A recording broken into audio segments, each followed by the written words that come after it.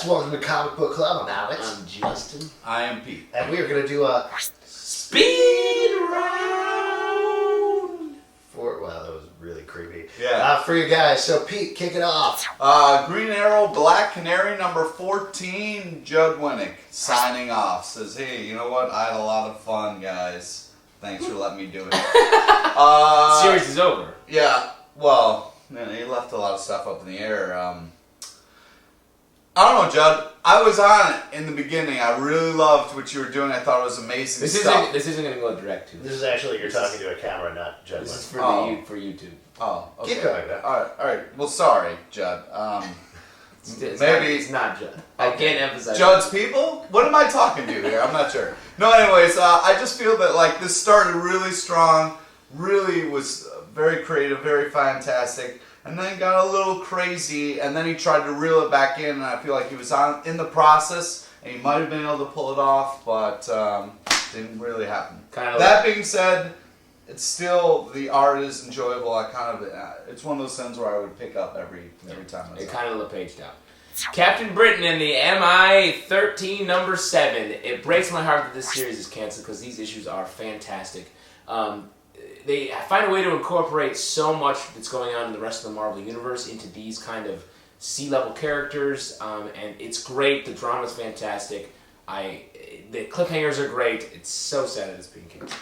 Green Lantern Corps, number 30. We were just talking about this before the show. Peter Tomasi does a very good job on this title. It's very enjoyable, very fun. But at the same time, it almost feels like Jeff Johns calls up Peter Tomasi as like, hey, can you set up a couple of things for me, for the main title? That would be really cool. Really, great. Thanks, Pete. Do me a favor. He's like, whatever you want, Mr. Johns. Yeah. So, I don't know. I say pick it up just because I have fun reading it, but it's nowhere near as necessary as Green Lantern. I Kill Giants, number 5 of 7. I don't want to see it end. It's so great. The writing is fantastic. The art really works well with the writing. What was really nice about this is it sets up a girl that may or may not be kind of like crazy or in her own world, but really just awesome. You think it's going to go one way, it doesn't. Last page is just phenomenal. Splash page. Giants. It's great. You should really check it out. It's a lot of fun. Fables number 78. A lot of weirdness because the series was kind of supposed to end with the last arc, and now Bill Willingham is writing past his planned end. And this issue sets up a bunch of terrible things that are about to happen to all the main characters. It's great. It's very foreboding. I'm excited to continue on in this series. Definitely pick it up. Fantastic Four, True Story, number 4.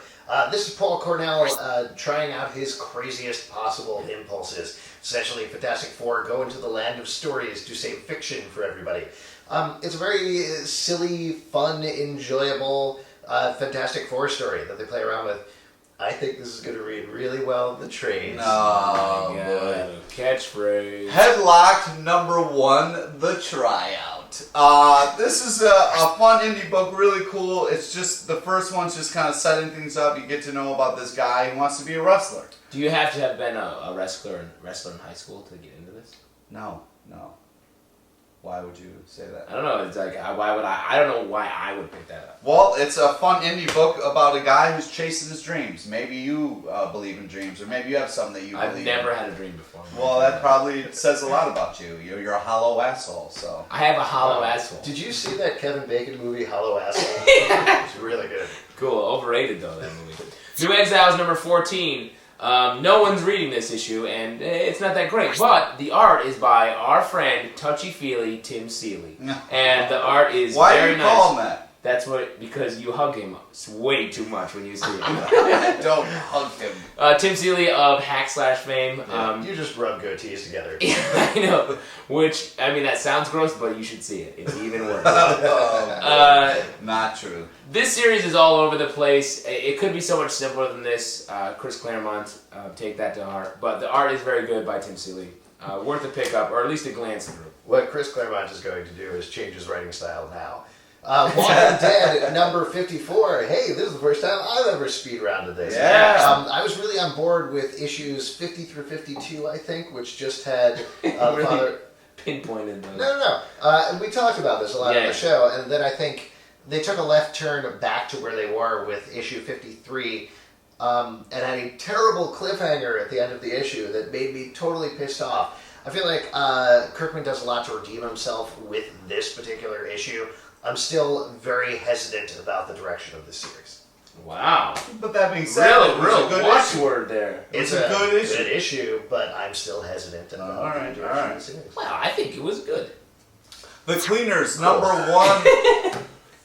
The Cleaners, number 1 of 4. So far, they're just really good cleaners. Like, these guys are really good at getting blood out of sheets.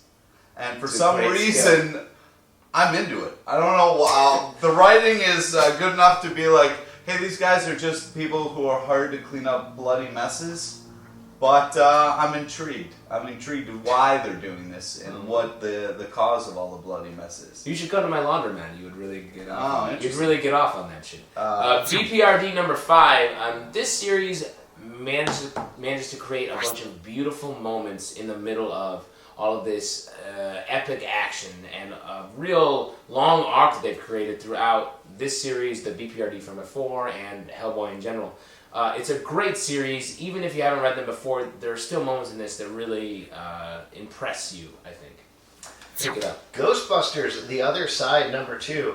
Holy crap, I'm totally shocked. This series continues to be a ton of fun, even in the second issue. Shocked? Because it's a Ghostbusters licensed Who would buy property. this? No, I bought them. It's awesome. I love it. This is great. You're a This sucker. strikes me like the Ghostbusters cartoon series in the absolute best sense. That was excellent. This is really excellent as well. And by the way, I'm talking about the real Ghostbusters, not Ghostbusters. the cartoon. Is that an advertisement for Lock and Key on the back? Sure is. Exciting! Oh, yeah. Buckle up! Yeah, well, I might be a sucker, but you suck. So, Gravel number That's a- 6. Get a whole line. Hey, I was really on board with the series, and I'm really scared that it's taken a horrible turn. They had me at number 1. They're like, hey, do you want to hear a story about this badass guy who's kind of like the Punisher, but like a pyro magician? Yes, I do, and it gave me a lot of that. 6 issues of it, but then it's like, hey, you know what? I'm not really into this. Maybe we should just kind of talk things out, guys, and maybe after we're talking things out, we don't have to kill each other anymore, and maybe come to a conclusion that doesn't involve any more killing. Oh man, you're totally wrong about that. Yeah, you're way wrong. Also, when you say you had me at number 1, it makes me think of Jerry Maguire, which is super weird. I will just say, this issue of Gravel, totally awesome, and it's the penultimate issue. So it's clearly like, Gravel gets 1 day of not having to murder everybody in sight before he gets the biggest battle of his life. Let's hope so. You're like, show me the Pyro Magician! What? Booster Gold number 14. Did you know the Pyro Magician's head weighs 8 pounds? This series is great. Rick Remender, I love Starro. And it's great to see it played out here to such an extreme. I do, I love Starro. Starro? I do, it's a great villain. The gigantic starfish that flies through the air and takes over people's minds? The scarier ones are the smaller ones that stick to the faces. So you look like a starfish face. Yeah, but you're evil. I'm sorry, did you use the word scary to describe that? Maybe I It's said like, starry. so cute, yeah. It's terrible. It's a great issue. This series continues to be very good, even though the writing team has changed. Pick it up. And the writing team's changing again. Last thing we're going to talk about is Manhunter, number 36. DC, you canceled this. You also canceled Blue Beetle. You canceled your 2 best series. Look, here's the thing. DC, let's talk for a little bit, right? Hey, that's not DC. Oh, good point. No, it's All right. Judd Winnick, though, I think. Now. Yeah, I think okay. now Well, it's Judd Judd Winnick. Winnick, if you could pass this along to DC, that would be really great. Here's the deal.